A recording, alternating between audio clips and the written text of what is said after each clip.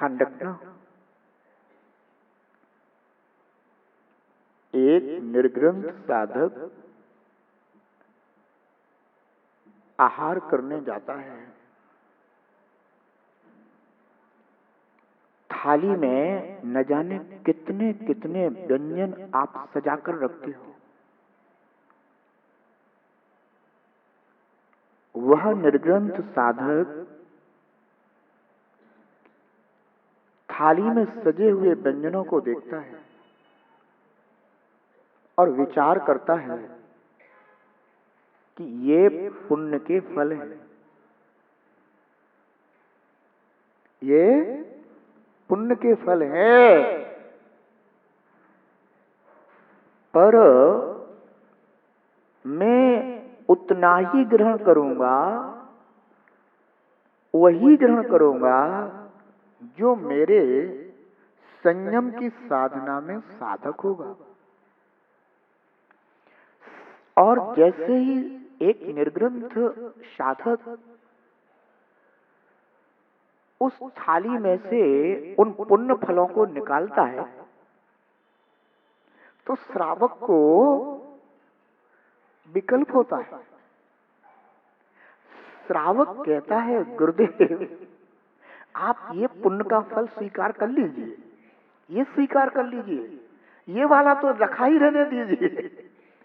पर धन्य है ये वीतरागी साधक, उन्हें उन पुण्य फलों में उतनी रुचि नहीं होती जितनी रुचि उन्हें अपने संयम की साधना में होती है। इसलिए वो सहज भाव से उन उत्तमोत्तम पदार्थों को भी यूं ही निकाल देते हैं। आप कहते हो, गुरुदेव आप बहुत थोड़ा सा आहार लेते हैं। मेरा आहार हुआ था पद्मनाभपुर में, जब मैं था तो राकेश छावड़ा जी, जो आज पूरा परिवार उपस्थित हुआ, आहार हुआ। तो रास्ते में ये हमारे से बोले आचार्य श्री, जितना हम नाश्ता करते हैं उतना आप आहार ले लेते हो, यानी जितना आप आहार लेते हैं उतना तो हम केवल नाश्ता करते हैं।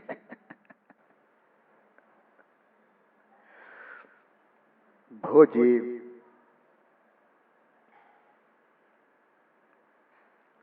वीतरागी साधक पुण्य के फलों को देखता है, विचार करता है कि मेरा इतना पुण्योदय हुआ है। यद्यपि जब एक मोक्ष मार्ग पर बढ़ने वाला भव भीरु भव्य जीव यह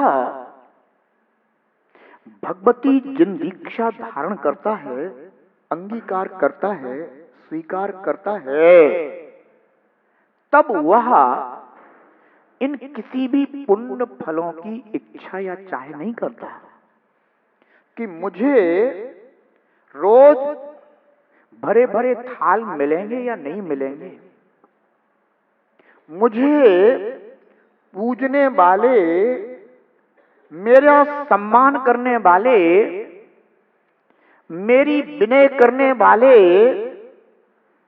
मेरी वंदना करने वाले श्रावक होंगे या नहीं होंगे। बंधुओं, जिस समय वह भव भीरु भव्य साधक, भव्य जीव, वह निर्ग्रंथ दीक्षा को अंगीकार करता है, उस समय एकमात्र प्रयोजन होता है कि मैं अपने ऐसे रत्नत्रय में मोक्ष मार्ग की साधना कर एकमात्र निर्वाण दशा को प्राप्त करूंगा और मुझे कोई सांसारिक फल नहीं चाहिए। वह सतगुरु के समक्ष उपस्थित होकर बड़ी विनय पूर्वक प्रार्थना करता है, निवेदन करता है कि हे गुरुदेव, आप मुझे निर्ग्रंथ दीक्षा दीजिए, आप मेरी आत्मा में से रत्नत्रय को प्रकट करने वाला वह संस्कार कीजिए जिससे कि मैं अपनी वह रत्नत्रयमयी मोक्ष मार्ग की साधना निर्विकल्पता पूर्वक कर सकूं। अहो, इतने उत्तम भाव उस भव्य जीव के कि जिसने ग्रंथ को परिग्रह समझ लिया है, एकमात्र निज सहज शुद्ध ज्ञान दर्शनमयी आत्मा को निर्ग्रंथ स्वरूपी जानकर उसका आश्रय करने के लिए वह जीव निर्ग्रंथ दशा को प्राप्त हुआ है और जगत के सर्व पदार्थों को वह ग्रंथ समझता है और रत्नत्रय को निर्ग्रंथ मोक्ष मार्ग समझता है और आत्मा को निर्ग्रंथ स्वरूपी जानता है। ऐसा वह परम वीतरागी आत्मा को प्राप्त करने के लिए साधक दशा को प्राप्त होता है। उस जीव की उस समय किसी भी पुण्य फल की इच्छा नहीं होती। अगर दीक्षार्थी से यह पूछा जाए कि भोजी तू ये तो बता, आज तू दीक्षा लेकर के निर्ग्रंथ मुनि बन जाएगा, कल जब तेरी पारणा होगी तो पारणा में तू क्या क्या चाहेगा? पूछना उससे कि आज तो तेरा उपवास है, कल तू क्या चाहेगा? तो क्या बताएगा कि कल मैं ये पदार्थ चाहूंगा? बोलो, कहेगा क्या? बोलेगा क्या? नहीं बोलेगा।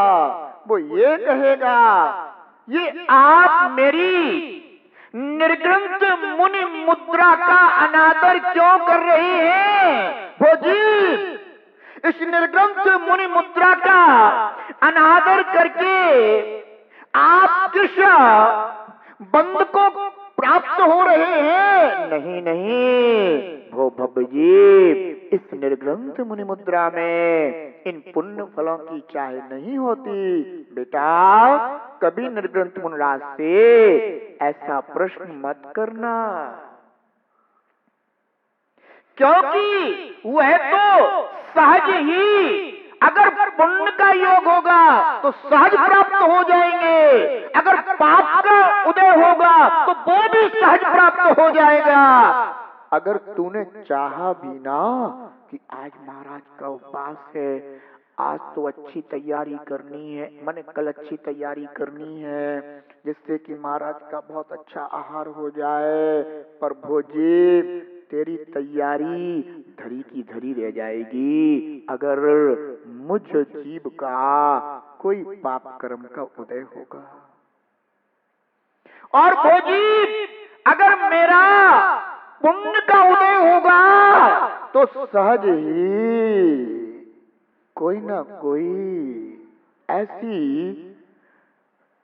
जीव की परिणति बनेगी कि मुझे उन मुनिराज को ये आहार देना है। एक निर्ग्रंथ साधक को रोग हो गया, बीमारी हो गई, वे अपनी आत्म साधना में लीन रहा करते थे। श्री कृष्ण ने उन मुनिराज का दर्शन प्राप्त किया और दर्शन प्राप्त करके इतने आनंदित हुए, इतने प्रफुल्लित हुए, इतने प्रमुदित हुए कि मन ही मन विचार करते हैं, अहो आज मेरे जैसा पुण्य आत्मा जीव और कौन दूसरा हो सकता है। जो मुझे आज ऐसे परम वीतरागी निर्ग्रंथ साधक का यह शुभ दर्शन प्राप्त हुआ है, उनके विषय में पूछते हुए अपनी विनय पूर्वक चर्चा करते हुए उन्होंने यह जान लिया कि मुनराज को ऐसी ऐसी शरीर में रोग दशा है। उन्होंने शरीर की उस रोग दशा को दूर करने का विचार किया और सोच लिया कि जहां भी मुनराज जाएंगे हम वहां इनकी औषधि उपलब्ध करा देंगे। अब उस साधक ने तो मन में यह विचार ही नहीं किया कि मुझे इस रोग को दूर करने वाला या निमित्त प्राप्त होगा या नहीं होगा, पर पुण्य का योग था तो अर्धचक्री श्री कृष्ण के मन में यह विचार आ गया कि हमें इन साधक के लिए यह औषधि इस तरह उपलब्ध कराना है। ध्यान रखना, निज शुद्ध आत्म साधक पुण्य के फलों की इच्छा नहीं करता, पर उसे सहज ही वे पुण्य के फल प्राप्त होते हैं। पुण्य के फल प्राप्त होते हुए भी वह साधक उन पुण्य के फलों को भोगना नहीं चाहता। वह अपने संयम की साधना को वृद्धिंगत करने के लिए और अपने उपयोग को अपनी आत्मा में स्थिर करने के लिए उन थोड़े से पुण्य फलों को विधि पूर्वक स्वीकार करता है। ध्यान रखना, साधक का लक्ष्य अपनी शुद्ध आत्मा की शुद्ध अवस्था को प्रकट करना है और पूर्ण शुद्ध दशा प्राप्त करना है। इसलिए आचार्य भगवान योगिंदु देव यह कहते हैं कि भो साधक, तुझे एकमात्र अपने शुद्ध आत्मा का ज्ञान कर उसी की भावना करना चाहिए। क्योंकि कहते हैं ना कि जो जैसी भावना करता है वह वैसा ही फल प्राप्त करता है। ये सामान्य वाक्य है, ये कि जो जैसी भावना करता है वह वैसा फल प्राप्त करता है। होते हैं फल, शास्त्रों में भी ये उदाहरण भी मिलते हैं। वशिष्ठ मुनिराज ने ऐसी भावना कर ली कि मैं उग्रसेन का पुत्र बनूं, तो उसे वैसा फल प्राप्त हो गया। देखो, एक सच्चा निज शुद्ध आत्म साधक था वो, जिसका नाम वशिष्ठ मुनि था,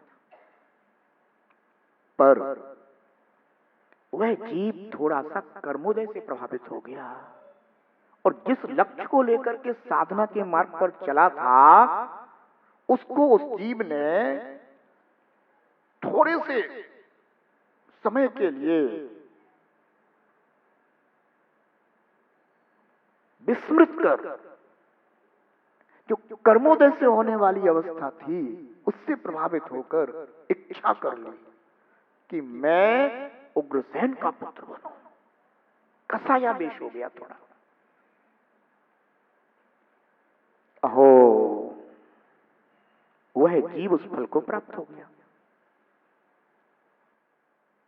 जब ये जीव अपनी तप साधना के बल से ऐसी सांसारिक इच्छाएं करके उन फलों को प्राप्त हो सकता है, तो आचार्य योगेंद्र देव कहते हैं कि भोजी, तू शुद्ध आत्म ज्ञान का साधक है, तू अपनी शुद्ध आत्मा की भावना करेगा तो क्या तुझे शुद्ध आत्मा के फल प्राप्त नहीं होंगे? भोजी, अवश्य प्राप्त होंगे। इसलिए यह जो साधक दशा है, कहते ना कि एक तरफ कुआं और एक तरफ खाई, यानी एक तरफ पाप और एक तरफ पुण्य। समझ गए ना? एक तरफ पाप, एक तरफ पुण्य, एक तरफ कुआं, एक तरफ खाई। अगर उस साधक जीव ने थोड़ा सा भी विकल्प कर यदि कर्मोदय से, पाप कर्म से प्रभावित हो गया तो कुआं में गया। और पुण्य फलों को देखकर, बाह्य वैभव को देखकर अगर तूने प्रणाम कर लिए तो तू खाई में चला गया। समझ गए ना? जानते हो हरिवंश पुराण में आया, जैन शास्त्रों में आया कि एक जीव था जिसका नाम था निर्नामक, और निर्नामक अपने पूर्व प्रभावित था। सब संसार में जीव अपने अपने कर्मों से प्रभावित है। किसी को परिवार का दुलार मिलता है और किसी को परिवार का तिरस्कार मिलता है। ये सब जीव अपने अपने कर्मों के फल से होते हैं। तो निर्नामक जो जीव था उसको अपने परिवार का तिरस्कार मिला, क्योंकि उसने पूर्व में ऐसा ही कर्म किया था, जिस कारण से वह अत्यंत दुखी रहता था। सोचता था कि मेरी माँ मेरे भाइयों को इतना प्यार करती है, इतना दुलार करती है, पर मुझे हमेशा डांटती है, मुझे हमेशा तिरस्कृत करती है और मुझे पीटती है। पर उसके जो भाई थे, उन भाइयों को अपने उस भाई के प्रति स्नेह जागृत होता था, पर मां के डर के कारण वो कुछ कर नहीं पाते थे।